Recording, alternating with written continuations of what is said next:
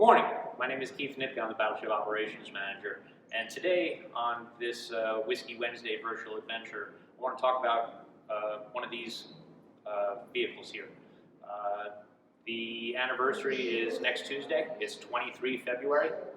And it's 30 years since a once-in-a-history sort of event that may never be repeated happened. That once-in-a-history event was an enemy belligerent force surrendering to an unmanned aerial vehicle. That enemy belligerent force was the Iraqi Army, and that unmanned aerial vehicle was flown off of Battleship Wisconsin. That unmanned aerial vehicle is an RQ-2 Pioneer remotely piloted vehicle, very similar to this guy here, armed only with a camera, was used by Battleships Wisconsin and Battleships Missouri, along with other ground forces in the area, to do reconnaissance and intelligence gathering missions.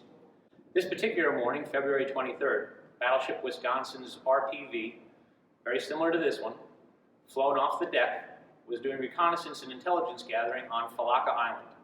Falaka Island was the last stronghold by the Iraqi Army. They were dug in deep and hard, and prior to doing a landing there, the Navy, the Army, the Marine Corps wanted to know what exactly they were up against, so they sent out the RPV to take a look.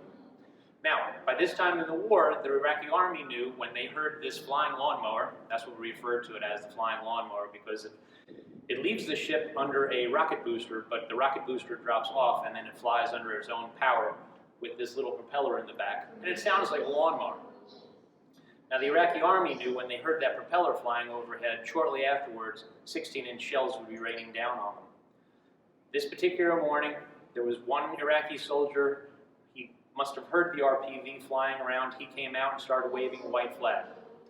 The guys who were watching the RPV couldn't believe their eyes. And as they were watching, more and more Iraqi troops came out and surrendered, all waving white flags to this unmanned aerial vehicle.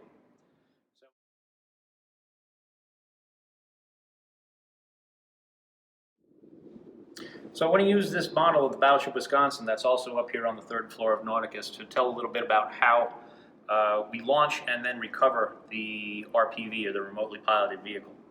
You see here, just past the wood teak deck, there's the black deck, that's the flight deck. The flight deck would be clear of a helicopter, and then on either side, either the port or the starboard side, we could launch the RPV, and it would launch off to the side into the wind. Like all aircraft, it needs to be launched into the wind. Like I said, it launches using a rocket booster. That rocket booster will fall off and then it will fly around. A sailor will be piloting the vehicle in the Combat Engagement Center. He'll be watching everything through the camera that's mounted on the RPV itself.